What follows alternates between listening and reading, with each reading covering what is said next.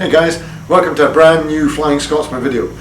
This week is the start of the new season on LFM. I'm going to do GT3s this week, and I'm driving the Mercedes with a setup very kindly from Eduardo Cavalli. Practice, I think I got about 6 laps in. It wasn't much practice. It's not a very well populated race. There's only 7 of us, but it was good fun. Sit back and enjoy. Thanks for watching. Now, when I say I didn't get much practice, what I meant to say was, actually, I was practicing it in my head while I was at work, but when I got home, it turned out I was practicing the wrong track in my head, so I had to kind of start again from scratch. So really, it was genuinely only about 6 laps practice. So this is a rolling start. Now, bear that in mind when you watch my start. And we're off. And I completely forgot this was a rolling start. So I've got a great start, they're not doing very well. And it's about now that I went, oh you arse, what am I doing? So I had to pull over and let everybody go past. I was so embarrassed, honestly. I just pulled off, let them all go past. I mean, really, could I have made more of an arse of that? What a ridiculous thing to do. Anyway, so let's catch back up with what's happening. As we come back round the first corner, somebody had a bit of an off, he's coming back up on the back of me, and it's TG, and he's going to make an even bigger idiot of himself. Here we go, 3, 2, 1, and we're off, and he instantly gets a drive through for a jump start. What an absolute disaster that is. So I'm now last, but not. We've had a drop out already. We've had Dreamers. He seems to have dropped out. I've got a bit of a run on Steve G here, but he's clearly a bit pissed off at this moment in time. So I've come down the inside of him, trying to come around this corner again.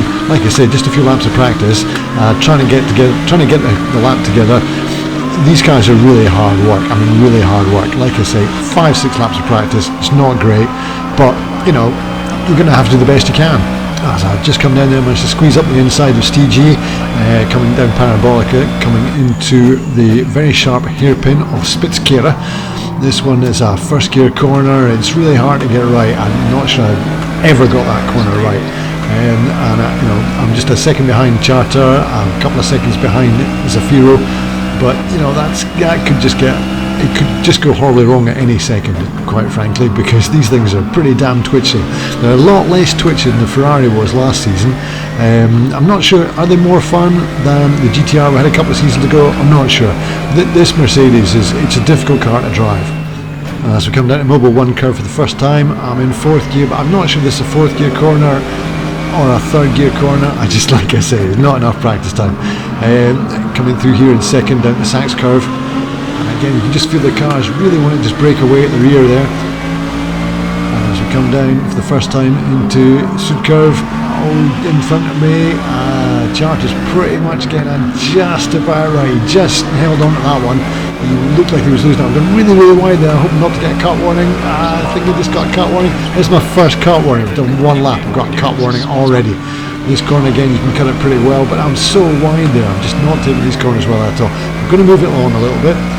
Just coming into Sud Curve once again, and there in front of me is Charter just losing it. He's going to come back on, and there and Zafiro just managed to squeeze past him as he lost it as well. Oh, he came right across the track there. You really don't want to do that. You really want to hang on to your brakes there so you're not coming back across the track. Clearly he thought he could gather it up, but you know, you're not always right. Hold your brakes there, guys. Hold your brakes, please. Anyway, so managed to get myself up into 3rd place, bizarrely. As we come down to Einfahrt Parabolica, or Entrance Parabolica as it is in English. I believe Einfahrt is entrance, Ausfahrt is exit.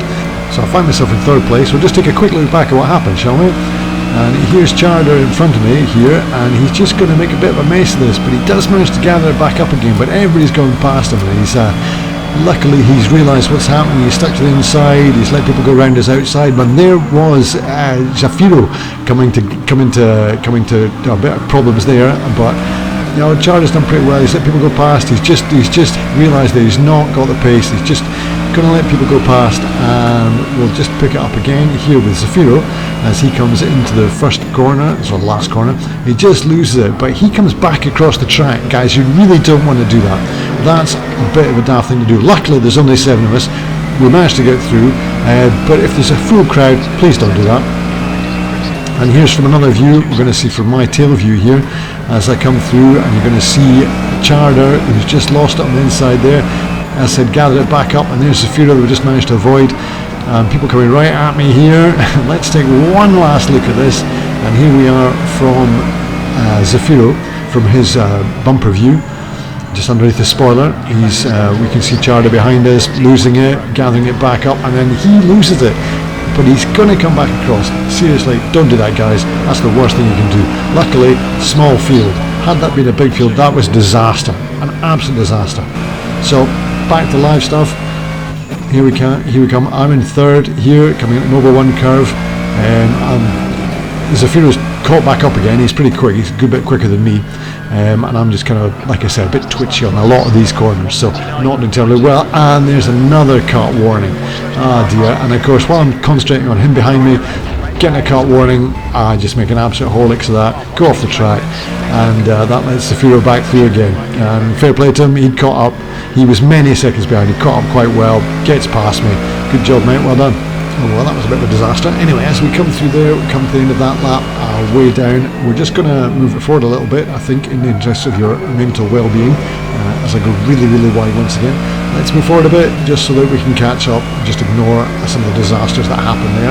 I find myself now nearly 8 seconds behind Zafiro, but this is coming round here with just 5.5 minutes left to go. This is indeed my fastest lap for the time being, up to this point. And I'm coming in at 1 minute 41. I'm reasonably happy with that. I said not a huge amount of practice, and there's a yellow flag. Is that Zafiro going off the track? I believe it is. There's a big cloud of dust. He's coming back on the track. Hopefully he won't come back out in front of me. He doesn't. He lets me through. Well, that was a stroke of luck. I didn't think there was any way I was catching him, but you know, anything can happen with these GT3s. They are, like I say, an absolute handful. Pretty slippery, and they're just so difficult to control. It doesn't take much to make the back step out. He obviously had a bit of a wide one on the first corner there. However, that's what happens. Let's just move on a little bit further, shall we? With just 4 minutes left on the clock, maybe 3 laps to go. I've got Zafiro right on my backside again. He's only a second and a half down. He's caught back up again. I say he's a lot quicker than he's a bit quicker than I am. I'm gradually beginning to vaguely get the hang of this track, as I don't get a cut warning there. But as you can see in the left side, I am on 3 cut warnings. One more and it's a drive-through. And the drive-through put me right back into Steve G's hands, and even David Charter. So I could find myself with it's like really, really wide there. Just managed to hang on to 2 wheels on the curb, and you are pretty much still on the track. You've got to go pretty wide to get cut warnings here, but I have done it on 3 occasions already, and that does let Zafiro back pass through there. So yeah, that wasn't a brilliant thing. However, it is what it is. Let's just move on once more. And as we come in across the finish line, I am indeed in 4th place. Didn't get another cut warning. That is the checker flag. It is the end of the race. Came in 4th out of 7. Mid-table obscurity. There we go. I quite enjoyed it. It was good fun. If you enjoyed that, feel free to drop a like, leave a comment. I'd love you to subscribe. That'd be great. Really helps the channel out. If not, I'll see you in the next video anyway. Thanks for watching.